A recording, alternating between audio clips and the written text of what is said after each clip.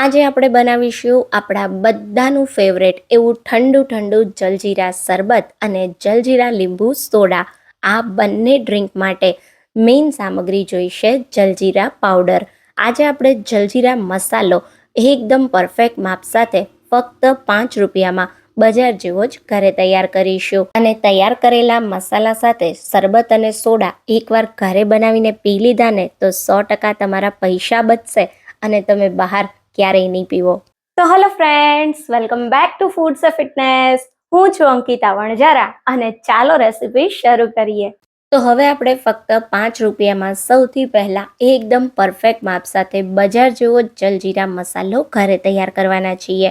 આ મસાલાનો સ્વાદ એવો છે ને કે તમે 100% બજારનો જલજીરા પાવડર પણ ભૂલી જશો. તો સૌથી પહેલા તમારે શું કરવાનું છે, એક કોરી સાફ મીડિયમ ગરમ હોય એવી પેન લેવાની અને એની અંદર તમારે 1 ટેબલ સ્પૂન જેટલું જીરું ઉમેરવાનું. જીરાને એકદમ ધીમા ગેસ પર શેકવાનું છે. ખાસ ધ્યાન રાખજો, જીરું બળવું ના જોઈએ અને અંદર સુધી સારી રીતે શેકાવવું જોઈએ. જીરું શેકાતા ફક્ત 2 જ મિનિટ લાગશે. એકદમ સારી રીતે હલકું જીરું આ રીતે શેકાઈ જાય ને એટલે તરત જ એને પ્લેટમાં કાઢી લેવાનું અને આ જીરું કમ્પ્લીટ ઠંડુ થવા દેવાનું. જો ગરમ ગરમ જીરા સાથે મસાલો બનાવશો ને તો સ્વાદ પણ સારો નહીં આવે અને મસાલો લાંબા સમય સુધી સારો નહીં રહે. તો કમ્પ્લીટ જીરું ઠંડુ થાય એટલે એને મિક્સર જારમાં ઉમેરીએ. સાથે 1 ટીસ્પૂન જેટલો કાળા મરીનો પાવડર ઉમેરીશું. તો ઘરમાં રહેલી આ રીતની નાની ચમચીનું માપ મેં અહીંયા લીધું છે, તો તમે બધી જ સામગ્રી એ રીતે લેજો. હવે અહીંયા આપણે 3 ટીસ્પૂન જેટલો આમચૂર પાવડર ઉમેરીશું. જે બજારનું જલજીરા હોય એમાં સાઇટ્રિક એસિડ એટલે કે લીંબુના ફૂલ વપરાતા હોય છે, પણ આપણે ઘરે બનાવતા હોઈએ તો એમાં આમચૂર પાવડર વાપરવાનો. સાથે આપણે 1/4 ટીસ્પૂન જેટલી હિંગ ઉમેરીએ, 1/4 ટીસ્પૂન જેટલો સૂંઠનો પાવડર ઉમેરીએ, 1 ટીસ્પૂન જેટલું મીઠું અને 1 ટેબલ સ્પૂન જેટલો સંચળ પાવડર ઉમેરીશું. હવે અહીંયા આપણે હલકા તીખા સ્વાદ માટે 1/4 ટીસ્પૂન જેટલું લાલ મરચું પાવડર ઉમેરીશું અને સાથે આપણે અહીંયા 1 ટીસ્પૂન જેટલી ખાંડ ઉમેરીશું. હવે શું કરવાનું છે, 1 ટીસ્પૂન જેટલો ફુદીનાનો પાવડર ઉમેરવાનો. આ પાવડર કેવી રીતે ઘરે તૈયાર કરવો એની રેસીપી મેં તમારી સાથે શેર કરેલી છે. વિડીયોની લિંક ડિસ્ક્રિપ્શન બોક્સમાં મેં આપેલી છે.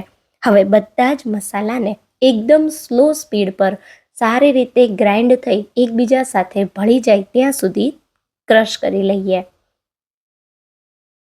તો બધા જ મસાલાને સ્લો સ્પીડ પર ક્રશ કરવાના, જેથી મસાલો તમારો એક સરખો સરસ ભળે અને સારી રીતે ગ્રાઇન્ડ થાય.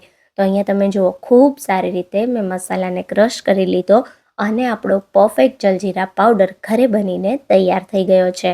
આ જલજીરા પાવડર તમે એકવાર બનાવી અને બહાર 2 મહિના સુધી અને ફ્રીઝમાં 6 થી 8 મહિના સુધી સ્ટોર કરી શકો છો. એકવાર આ માપ સાથે જલજીરા મસાલો તમે ઘરે બનાવી લેશો ને તો ગેરંટી છે બજારમાંથી ક્યારેય નહીં લાવો. આ પાવડરને ખાસ તમારે કેવી રીતે સ્ટોર કરવો એ હું તમને બતાવું છું. તૈયાર કરેલા પાવડરને એકદમ સાફ અને થોડીવાર તડકામાં તપાવેલા કાચના જારમાં સ્ટોર કરજો. લાંબા સમય સુધી મસાલાની સુગંધ અને ફ્લેવર જળવાઈ રહેશે. તો હવે તૈયાર કરેલા મસાલામાંથી આપણે રિફ્રેશિંગ એવું ઠંડુ ઠંડુ જલજીરા શરબત બનાવીએ. એના માટે આપણે મિક્સર જાર લેશું, એમાં 1 કપ લીલા ધાણા ઉમેરીએ. સાથે 8 થી 10 નંગ જેટલા ફુદીનાના પાન, 1 નાનો આદુનો ટુકડો અને 1 લીલું મરચું ઉમેરીશું. 2 ટેબલ સ્પૂન જેટલો ગોળ ઉમેરીશું. ગોળની જગ્યાએ તમે સાકર પણ ઉમેરી શકો છો. સાથે આપણે જે જલજીરા પાવડર તૈયાર કર્યો એમાંથી 1/2 ટીસ્પૂન જેટલો જલજીરા મસાલો ઉમેરીએ. 3 થી 4 આઈસ ક્યુબ ઉમેરીએ અને 2 ટેબલ સ્પૂન જેટલું પાણી ઉમેરીએ. બધી વસ્તુને એકદમ સ્મૂથ એવી પીસી લઈએ. આ જે પીસેલી પેસ્ટ છે એમાંથી 4 ગ્લાસ જેટલું જલજીરા શરબત તૈયાર થશે. તો અત્યારે હું 2 ગ્લાસ બનાવું છું. એના માટે તમારે શું કરવાનું, ગ્લાસમાં આઈસ ક્યુબ ઉમેરી દેવાના અને 1 ગ્લાસમાં 200 mlના 1 ગ્લાસમાં 1 ટેબલ સ્પૂન જલજીરા પેસ્ટનું મિક્સર ઉમેરવાનું અને પછી આ રીતે ઠંડુ પાણી ઉમેરી સારી રીતે મિક્સ કરી દેવાનું. અને આ ડ્રિંકને સુપર ટેસ્ટી બનાવવા માટે ઉપરથી થોડી નમકીન બુંદી સ્પ્રિંકલ કરીશું. આ ડ્રિંક તમે એકવાર પી લીધું ને તો ગેરંટી છે શરીરમાં ઠંડક ફીલ થશે અને સાથે માર્કેટમાં મળતા મોંઘા મોકટેલ અને સોફ્ટ ડ્રિંક પણ તમને ફિક્કા લાગશે. તો થોડા ફોદીનાના પાન સાથે ડ્રિંકને સજાવી દેશું. તૈયાર છે ઠંડુ રિફ્રેશિંગ જલજીરા શરબત. હવે આપણે જલજીરા સોડા બનાવીએ. જેના માટે ગ્લાસમાં આઈસ ક્યુબ્સ ઉમેરી દઈશું અને આપણે જે પાવડર તૈયાર કર્યો એમાંથી 1/2 ટીસ્પૂન જેટલો આ રીતે જલજીરા પાવડર ઉમેરી દઈશું. જલજીરા મસાલો તમે તમારા સ્વાદ પ્રમાણે વધારે કે ઓછો કરી શકો છો. અડધું લીંબુ લીધું છે, બંને ગ્લાસમાં થોડું આ રીતે સ્ક્વીઝ કરી દઈશું અને પછી આ રીતે સાદી સોડા ઉમેરી દઈશું. તો થોડી આ રીતે સાદી સોડા ઉમેરી સારી રીતે મિક્સ કરી દઈશું અને પછી બાકીની સાદી સોડા ઉમેરી તરત જ તમે આ જલજીરા લીંબુ સોડાને સર્વ કરો.